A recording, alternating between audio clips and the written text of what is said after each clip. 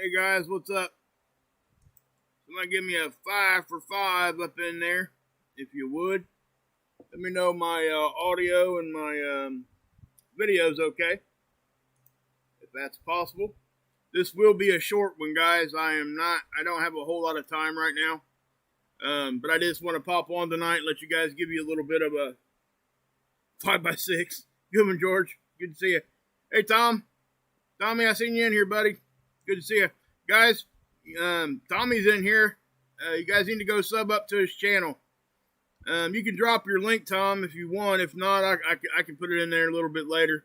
It's in my description. Anybody that wants to go there, I highly suggest it. Obviously.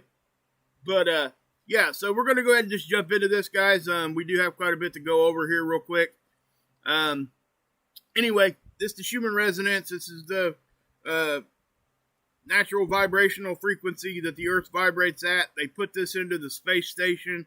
They pump it into people that work underground, because if they don't, they get what they call space sickness. They go kind of crazy. Our biological brains require 7.83 is what they say is kind of a normal thing. I think that kind of differs, and different frequencies will do different things to you. There was a doctor back in the 20s or 30s, Dr. Rife, R-I-F-E, look it up. He actually used it and was pinpointing down to specific frequency and was able to, from the research I've done, kill some cancer. So, yeah, that was a study that was done through the University of California. I would highly suggest looking that up. It is definitely very interesting. You can actually get the Rife machines on the internet. So, I'm not telling everybody to run out and get that. Never just disregard going to your doctor. Okay? I never, say anything like that. If you feel like you're feeling bad, don't ever not go to the doctor. That's ridiculous, in my opinion. So, anyway, let me, the Schumann, not much going on there. Okay, so you see my thumbnail. Obviously, there's your flare. Okay, why is it right here? This is the absorption rate. We're talking about X-ray. X-ray flux is elevated there, obviously.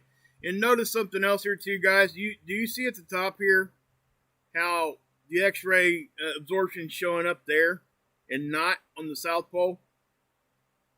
Reason being is because the time of year we're in. We're more tilted that direction right now. North Pole is actually more tilted during the summertime towards the sun. So we know that the energy and stuff comes in easier on the poles anyway. So that's why you're seeing this. Now, this is not a huge deal, okay? I want to put that straight up out in the front. Nothing to be freaking out about. The flare gets here and it's gone in 8 minutes, the x-rays from it, okay? So there is no warning for these kinds of things anyway. But what I can tell you is there were no radio blackouts, at least from what I've seen so far, as far as storm levels. There could have been like some minor ones going on that I haven't seen yet. But all you got to do is go over to Space Weather Prediction Center, and there you go. Radio blackout impacts? No, none right now. This is solar radiation. That would be proton. Okay, no radiation storms.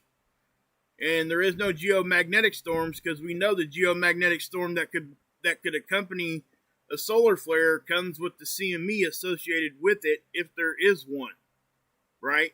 So we know that. Now that takes anywhere, a really fast one that's really going to give us a really, really good hit can get here in just a little over a day. Okay, now those are very rare. That would be a big one. Okay, we would be on here trying to talk about it for sure. But they can take up to 5 days to get here, and typically when they're like that, they don't really impact us that hard. Our magnetic field really does a good job of deflecting it. But you can see, C-class flares, guys, we got to understand it's just not that strong of a flare. And I know that most of us are wired to think that it's a little bit more than what it is. And the reason is we just came out of solar minimum. So anybody that's just now getting into space weather, seen solar minimum first. So there was no action going on. So when you see stuff like this, it does tend to be like, oh my gosh, what's that? That kind of thing. And it took me a minute to get over that myself. I'm just being honest. When I seen stuff like this, I'm like, wow, I need to go look at this. But then you soon realize that our power's still on. We didn't really hear anything about anything else. So what I'm trying to say is that even though this is reportable news or whatever you want to say, the effects that it's having is not a dangerous effect. Okay? We're going to see aurora with this. We could see a lot of other things, right? Anything with geomagnetic storm relation that's going to be accompanying any of that. So I just wanted to point that out first and foremost, okay? Now, NOAA's forecasting, they're saying here at the end of the day, we should be seeing a 4 on this next bar here. These are 3-hour increments, right? This is all up for grabs right now, in my opinion. There have been so many eruptions and so many filament releases, and it's really, really difficult to forecast these things, especially when there's so many things happening at once. We got coronal hole streams that are impacting us right now. We have multiple filament releases on all different directions of the sun. We're having flares with CMEs. So all this stuff is ramping up, and it's a really, really good indication that we are solidly in solar cycle 25 now. There was some questions still hanging around, whether or not we were. But I do think, given what we're seeing this week and the past few weeks, now early on in the sun cycle, you're going to see lull periods where we go back to kind of slow times, like the couple weeks before right now. So, but this is NOAA's version of the Enlil spiral. This is top down, right? And this is their forecasting. Now, if you were to look at this yesterday, you probably would have been saying, what in the heck am I looking at? Because the one yesterday was showing a whole bunch of different little pops from the sun. They've got in here and they've cleaned this up a little bit, it looks like. Now, so I don't know exactly, why. Typically, they'll let the model run and they change it because the conditions change. The sun's 93 million miles away. There's a lot of things that can happen between here and there. There's a lot of data collection that happens, and I'm glad that they do change this when they do see that maybe they weren't right. Okay? So when you're forecasting 5 days out, it's hard to trust what that is out there. Okay? It's just simply not that accurate, in my opinion. Now, you get inside of 2 or 3 days here, they get pretty close. Okay? And so that's what I would say to that. But that's what we got right now. First look at your sun here. This right here is the sunspot that blew the flare, which is why it hit us like right on. Now, there was a CME related with this. Now, I don't know how strong that one is yet because it's fairly new. It's a fairly new flare with the CME with it. So we'll just leave it at that. We'll go take a look at a few things here in a second so we can see if maybe it might be coming at us. I do think that there's a strong possibility. Anything, because right now Earth's sitting right here.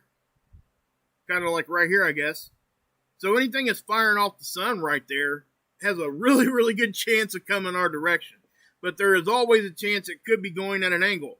And we're going to talk about that in a second too, because I've made a model that I want you guys to check out. Because I think it's going to help you guys understand what I'm talking about when I give you guys different perspectives to look at. Hey, Russell, what's up? And hello to all my mods and everybody else that's in there. I'll talk to you guys after I get this part done. Now, listen, guys, look at this. Look at the phi angle. That's the polarity of the solar wind, right? Hey, Sparky, it's jumping. Back and forth. It's flipping really, really often. Now, we're probably going to see a whole lot more of this as these things come in, right? Coronal hole streams, filaments starting, solar storms starting to impact our magnetic field. Earth trying to deflect all of it, right? So that's kind of what we're seeing there. And this is not something out of the normal. Now, I want to point this out. Do you see how our BZ, we look for -6? That's the red line there. That's the angle of which the solar wind, or plasma you can call it, charged particles. Okay, if you want to get really basic, you can go down to this. You got solid, liquid, gas, 3 states of matter. Well, there's a fourth one that a lot of people forget, plasma. What is plasma? Plasma is simply charged gas. It has a charge, negative and positive, right? So that's how the solar wind gets here. It gets here on an IMF line, our connection between the Earth and the Sun. It's a magnetic connection. It has a charge. Not a charge, but it has a polarity, right? So that's how these particles get here. They're on that road. So that's why we check out the polarity of the phi angle. That's why you can flip it back and forth. That's why it flips back and forth, I should say. But you got a BZ up here, right? And we look for -6. That's the angle that really, when it's 6 or bigger, -6 or bigger, we really can take some really big hits. Now, we can take hits without this being at -6. Okay, I have to state that.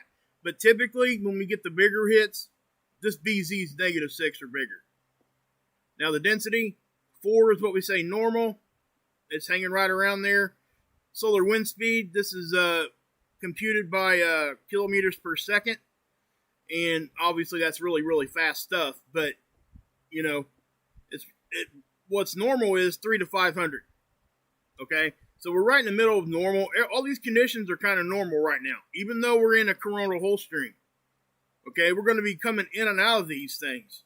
So with this geomagnetism already here, some of it's going to hang around. Right? So when we start getting hit with the solar storms from like filament releases and flares and CMEs and all these other things we talk about, it's going to intensify those things. Okay? Now, it doesn't mean we got bad stuff going to happen. That's not what I'm saying. Okay? G1 storm. Okay? That you can expect almost nothing from that. All right? We're going to see an increase in aurora. That's going to be the main thing you're going to see. Okay? G2, G3. You know, once we start talking about G3, then we can start having discussions about maybe, you know, should we might do something about something, pay attention to this or that. And even then, it's not going to be all that big of a deal, right? So the ones we're really paying attention to are the G5s, right? I mean, because let's just face it, guys. When we're talking about these things, the biggest thing that can really happen to us in our modern day world is for a grid down situation, right? And we have never, since I've had my channel running, we've never seen anything that was going to knock our grid down. You know, we had one back in 2017 that might have had some issues, okay? But it was fired off a different direction, didn't come at us. So it's hard to say its exact power. But it looked pretty mean. Okay, now if you guys, I think it was September of 2017. If you guys go back and look at that, I would encourage you to do that. I mean, just check it out. But I want you guys to understand, we have so many solar events that happen outside of the Carrington event that we talk about. All these, we have them more often than what people think. But yet we're all still here. So I want to really drive that point home. Okay? It doesn't mean we shouldn't pay attention. It doesn't mean that things can't happen, because they will. It is not a matter of it. It's not a matter of if. It's a matter of when. Right? I say that often. So, but that is the truth. Now, you know, when that happens is a whole nother ballgame. None of us have any control over that. So why should we worry about it? Right? We prepare, and that's all we can do. Be aware and prepare to where you're comfortable. Hey, George, what's up, Seven? Hey, birthday, what's happening? Arizona's in here. What's up, Raven? So, yeah, so if we go down here and we look at the electron flux, obviously it's fluxing. That's because it's jumping up and down a little bit. Conditions are very variable. And when we see these things, that just means typically we're seeing some sort of space weather. When you see straight lines on graphs like this, that means conditions are almost exactly the same for an extended period of time. Okay? So that's what I would say. And I do want to say this before we move forward. You know, prayers and our thoughts go out to all of our military right now. and anybody over there dealing with that mess. It is ridiculous what's going on over there. Back at you, Verte. Good one. It really is. And now I'm not going to get into any kind of discussion on that because that's not what my channel is. But guys, I mean, it's ridiculous what's going on over there. It really is. It's sad.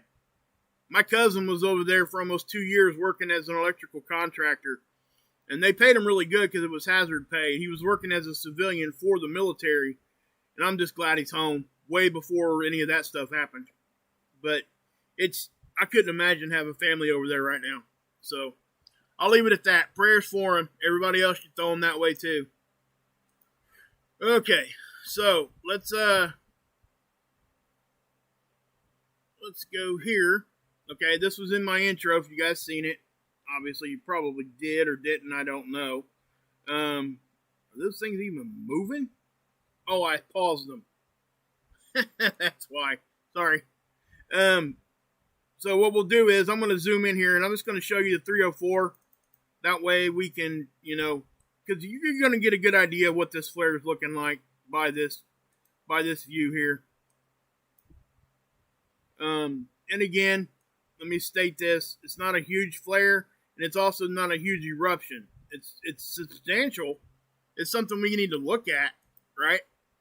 But it is right in front of us, so I don't know the exact location yet. It's just this, something else I'm going to point out here. You guys see the filament down here releasing? Now that one looks like it flicked off to the side, so I don't think it's coming at us. But that was another eruption. We're having a lot of filament releases right now, guys. And when you get a lot of filaments hanging around on the sun and the sun starts waking up, you're going to see a lot of those, at first. Sometimes they just collapse back down onto the surface. Other times the plasma gets flung out into space. So, and that's what you're seeing when they kind of snap. You know what I mean? So if you look right here in the middle, you're going to see the flare, and then you're going to see the eruption afterward. Right. There's the flare. Okay, there's a little eruption right there too. But you see how that reaches out? See the plasma just kind of getting flung? Then you'll see some dark shadows here in a second. See it? Okay. Now, I will say this. Just judging by this one particular view, it looks like this could be sailing north of our planet. I don't know. I don't know how far it kind of flung out and snapped. I don't have anything really else to look at right now. But if you really kind of look close, you'll see the whole atmosphere of the sun get disturbed. So we do know that was substantial because of that fact alone. It's not out of the ordinary to see that, but it does point to that was substantial. So right here, guys, watch what happens with the atmosphere of the sun. This is the 211, and it's from SDO view, which is basically Earth view. So I'll run this through, and here on the end of it, you'll see right there. See that? This is why we look at different angstroms. Okay? You definitely can see that ripple right through the whole atmosphere of the sun. Right there in the front. Okay? Now, again, if you don't know what you're looking at, some people might get a little fearful over that. Don't. That is very normal. Okay? I promise you, if there's anything like bad CME wise, I'm going to come out here and tell you guys. Okay? I don't care what I'm doing. If we get like a X-class flare, I'm going to stop what I'm doing, and I'm going to at least take 5 minutes to tell everybody. Okay? So just know that. But this is very, very, you can see it. It's very photogenic. You're able to see kind of the nuts and bolts here of what's going on. If somebody was to study this one, it probably would be very, very cool to study. You can see it ripple through. It's got a flare and a CME. So you're able to see that. It's right in front, so it's got a good view of it. So it would be probably a pretty cool flare to kind of study on. But anyway, you can see that happening, right? So I wanted to show that to you, and that's the main reason I did my show tonight. Now, this is the geoelectric field model. It's space weather's effect on our electrical grid or unnatural electrical components. And as you can see, we get a little uptick Now, what you're going to see, guys, is the majority, especially at the beginning, was over here on the west coast. Why? Because that's where the flare hit.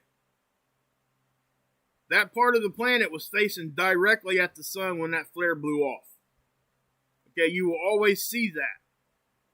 So it's a good way to know, is what I'm trying to say. So it starts off like that, and then boom, right? And you can kind of see it fade off, and it even had another little secondary flare right there you can see. And none of it was like scary, okay? You know, when we see reds and things like that on here, you know, we'll have different conversation. I promise. Hey, Rebby, what's up? Hey, Angela, hold it down in the Bronx for me, baby. What's up? Keep it rolling. That's right. Hope you guys like that song. I know it was kind of on a more of a down low thing, but I figured we all needed to relax a little bit. You know what I mean? That's a good song, too. Tears in Heaven. That's a really good song. Here's Seeds. Now, I'm gonna show you guys a few things here because I've made a model, and it's really basic, and I want to show it to you guys, and it's going to help people understand. Okay? So what are we looking at here? This is Soho. It's sitting out in front of our planet, always looking at the sun. It's roughly about 1 million miles closer to the sun than what the Earth is. And so, you know, I oftentimes tell you guys, when we see these eruptions here, we really don't know exactly what direction it's going, right? We have to go look at a second perspective. So where do I take you? I take you, this is from our view, and then I take you over here to stereo A, right? It's really hard to explain to somebody something that is three-dimensional with a two-dimensional capture, right? So I can sit here and you can actually see the end of that poking out right there. I'll stop it and I'll show you. See that right there? I'm going to back that up a little bit. That's the occulter. We know that has to be there to block the main light of the sun. That way this thing can even do its job. So if I go to the next picture or the next capture, you're going to see a little bit of a there, right? So that's from that flare. Remember, this is the surface of the sun, this white circle. So there was some time here. So we got to wait for it to come out from behind the occulter. Now with this pointing to the right, this does look like it might be a little bit more northerly directed, right? So it actually could sail to the north of us. I don't know yet. That's just me looking at this and showing you what I'm doing. So if you look at this, boom, it's going kind of that way. Now, the satellite isn't really sitting here. Okay? I show you, I circled this on my streams a lot, and I say, hey, you know, Earth's kind of like right here. But what you don't understand is that you need to, in your mind, you have to pull that to a flat plane. So let me explain just a little bit on this, and give me just a second here, because I want to pull something up, and hopefully I'll be able to show it to you. I don't know if I'm going to be able to pull this into the window. I might have to switch screens here. But give me a second here, guys. I'm sorry, but, you know, not really much I can do about it.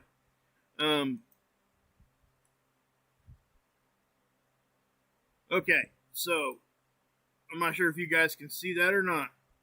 Probably not. Let me try to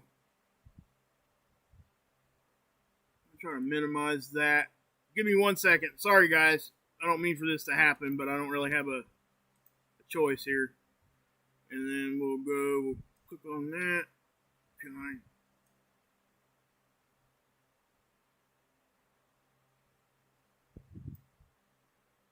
Probably not.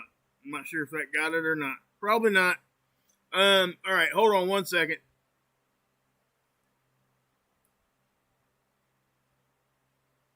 Gonna make this big.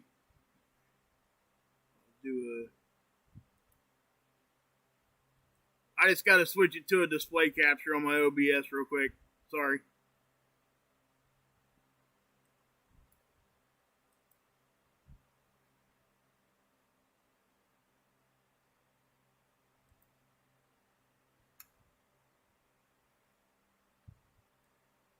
Okay, I think I got you guys going here. Can you guys see that?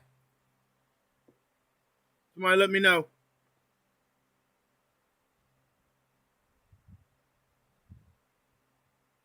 Yes, no, maybe. 5 for 5.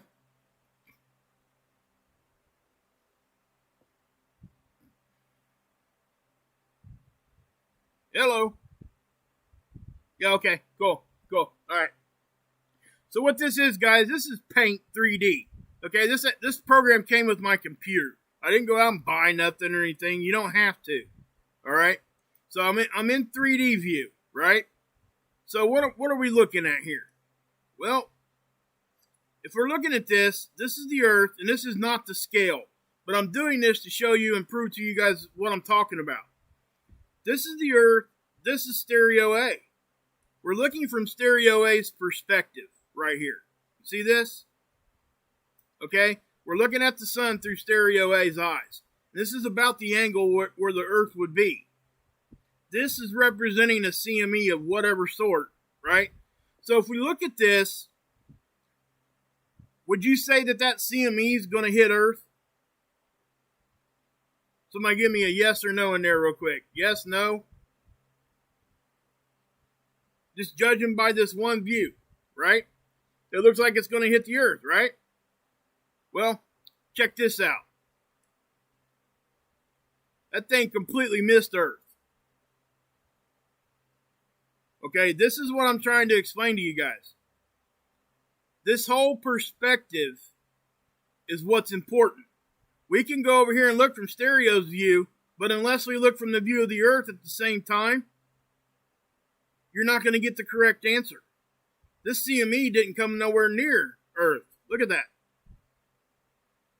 Okay, so what typically you get to see is this kind of a view. A top-down view, right? The CME part wouldn't be there, but when you see the models and they're trying to show you where they're at, this is kind of what you're seeing. Right? But this helps people understand that when I say pull it up to a horizontal plane in your mind, because when you're looking at that other, just looking at stereo A, it's two-dimensional, it's flat. So this is what representing what we're actually seeing, right? Now, when we see it from this point of view, that could have been Earth. Watch. Well, let me see if it's going to let me do it or not. It may not let me do it. I don't know. Oh, that's why. Okay. So that's a two-dimensional view right there. Okay? So if I go to three-dimensional, I'm in this. Yeah, that's why. I was sitting there painting. Sorry. Let's get those off of there. I'll go to, let's just go to 3D shapes, I guess. I don't know why it did that. But anyway, usually it'll let me just grab this thing and move it. There it goes. So if I grab this and I move this like this, okay, if I got you top down, now say that blew off that way. Well, what if it blew from that spot, but was actually, I grabbed the wrong one. Maybe it's this one. I think it's this one. That spot, I got the sun there, don't I? That's what the problem is. Hold on.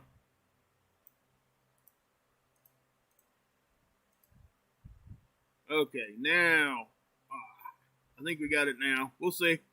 Sorry. Anyway, say it's from that same spot, but then it's blowing that direction. Right? So, notice that when you look at it from this perspective, stereo A, it looks like it's going towards Earth, right? Over here, it's not. But if I take it and I rotate it, it looks almost the same, doesn't it? Now, I know this is three-dimensional, but what you just take the shadow off of that, it would look almost the exact same as what I just showed you guys. But yet this one's coming at Earth. So it would look the same to stereo A is my point. So I hope you guys understand that a little bit better now, because it really does matter. It really does. I'm not trying to say anything about anything or anybody else's whatever. It doesn't matter to me. But I do want you guys to understand, because that's what you're seeing. It's all about perspective. So I really wanted to show you guys that, because it does, like I said, it does matter. So when we're looking from SDO or SOHO, we would be looking from this perspective, from Earth, right? So I can, let's do this real quick. Let's get us back to normal. Then we'll click back onto that. There we go. So we're looking from Earth's perspective. That would be the other satellites I show you. So that's why I show you both satellites. So, just saying. But yeah. What percentage are already jabbed? Oh, I see what you're saying. You guys in there talking about that? Yeah, okay. That's cool. You guys talk about what you want to in there. I don't care.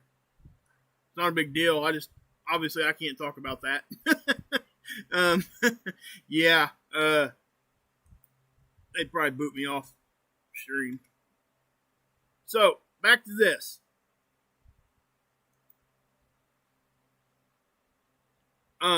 Again, so that's stereo A, and that's why when I show you these things and I say down here, it's really kind of like right here, because this is the viewpoint from the satellite, and Earth's kind of over here, but it's at a 45-degree angle horizontally. All right. So with that being said, let me I'm going to pull up. Let's go ahead and do the spaceweather.com. So again, guys, go give him some love over here. He does a great job. He really does. One thing here before I forget, I should have already done this probably. I want to show you guys something real quick.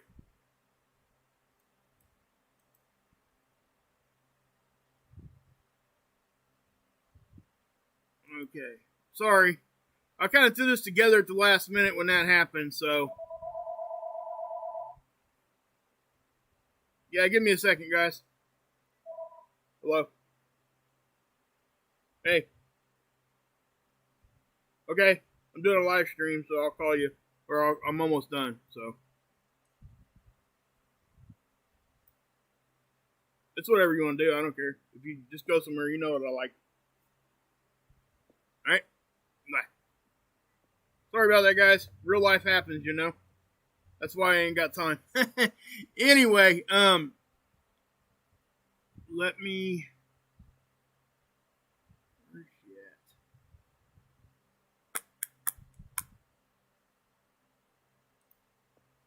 This is Tamitha Scove, guys. You guys need to go over here and give her a subscription and go check out her stuff. Okay, please. She did a really good video over here. If you guys really want to know the ins and outs of space weather, this is where you need to go. This is like free college. Just saying. She does complete, full classes. She doesn't have to do any of this. I guarantee you she doesn't. She's very intelligent, very highly educated. She's been on the Weather Channel doing space weather before. She's trying to get space weather integrated into, mainstream, and it's hard to do, okay? But she's doing a really good job at this, and I would encourage everybody to go over here and check it out. She was just talking about what I just showed you with that model, okay? That little simple 3D paint model. And, she was pointing and trying to explain the same thing I was about perspective on this particular video. But go check it out, guys. She does, the informal stuff. She does more of a constructed, class she'll give you. And what's good about it is you guys can stop and rewind if you don't understand something. A lot of times you don't have to because she explains it that well. But go over there and check it out and give her some love. It definitely is worth it. I've learned a lot over here, just so you know. She's the one that helped me understand what a sunspot was and how it was formed, all these kinds of things, along with multiple other things. So, please, give her some love. But anyway, back to this real quick. So anyway, you got this, and listen, give him some love too over here. Space Weather, they just do a good job. I take you guys here all the time. So I want you guys to understand that, this aurora, we're going to see a lot more of this. Stuff is happening. And we're going to have more and more geomagnetic activity. All these things are going to happen. Right? So, again, there's your sun. There's where the flare came from that sunspot. It's now more so, even more in line with Earth. But noctilucent clouds, remember, like I said, guys, as we get closer and closer to the fall equinox, these things are going to disappear. And I only mention these things because it does help us, we can kind of correlate what's going on.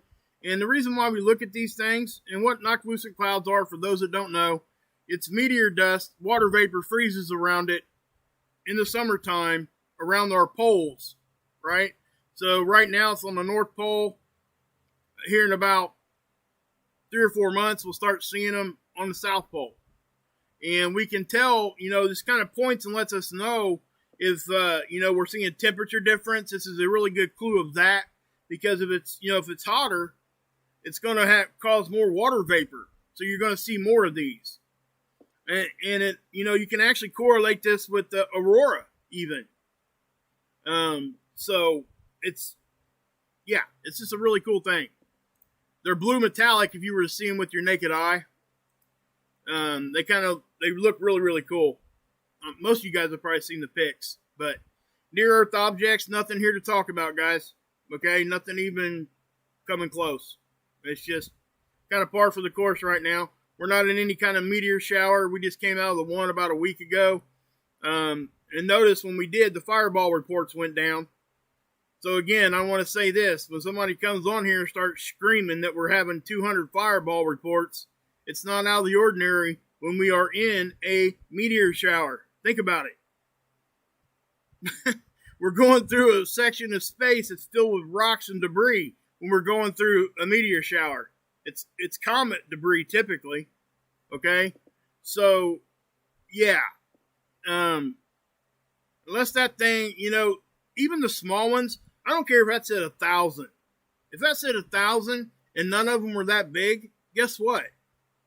It would just be like looking up at the sky and it looked like sparklers. It would be cool. Right? The only thing we should ever be even taking consideration is when you see big, huge ones. And that's what I'm trying to say. But this does help us understand that we're in a meteor shower, and that's just what it is. So what I'm saying is, don't take too much stock in that, just looking at the number and rolling out. You really need to pay attention and know what's going on when we're looking at that. But again, let me say this. I've made a lot of mistakes here on the internet, on my YouTube channel. And I used to think, when you first look at these things, that looks kind of crazy. Okay? I'm sorry, it just does. But once you start learning and you start seeing these things, you start understanding, I've been on the internet now with my channel for almost 3 years, and we're all still here. We all still have our power. I'm not saying that things aren't going to happen in the future. I'm not saying that at all. Why else would we even talk about stuff if we didn't? You know what I mean? Because there's always that possibility. And that's what we're looking at these tools for, so we have a better understanding of when those things might happen. Okay? And again, it's not a matter of if, it's a matter of when. Okay? Because it will eventually happen. But sometimes when it happens, it's in a cycle. I mean, it's supposed to happen. And you know what? And that's something I've been saying quite a bit lately. What makes us so special to think that we're not in that section of time where something could happen? You know what I mean? So that's what I'm kind of saying. What's going on, Michael? Hey, Nicole. Hey, Axie. What's happening? Art. Oh, Mom. So yeah, guys, that is the report, guys. Let me go here again real quick. I'm going to see what time stamp I'm at.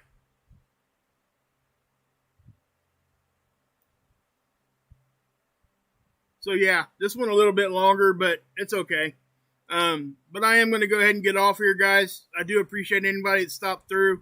Please go give Tommy Scoville some love. Anybody, especially if you know anybody fighting with addiction or just trying to have a better life, you guys will definitely enjoy his channel. I'm learning a lot over there because people are talking to each other. It's a family in the comment section, just like it is here. So I strongly encourage you guys to go over there. Most of us know people now that have fought addictions. Okay? It became a really big problem 15 years ago. So if you want to have a real view on things, he talks a lot like what I talk. Back at you, Nibby. And you're welcome, Nicole. So please go over there. Go check them out. And again, if we get 500 from the channel here over there, drop a comment down there and have a conversation with people, right? But drop a comment, because if we get 500, I'm going to do something really stupid and eat some stinking pastrami.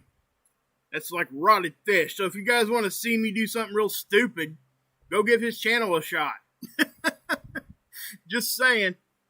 But yeah, we're getting kind of close to that. We got a little over 100 to go. So if we get a little bit more than 100 people over there, please go over there. I really would love for you guys to. And check out everybody else's channels. I can't really say them all again, but I do have to get off here, guys. I appreciate you guys' time. Thank you for being here, and thank you for all the support you've always given me here, just coming back and listening. And that's really what I'm here for, right? So, anyway, God bless. Yahusha saves. And as always, you can drink this Kool-Aid no matter what color it is. Well, if it's brown, you might not want to drink it.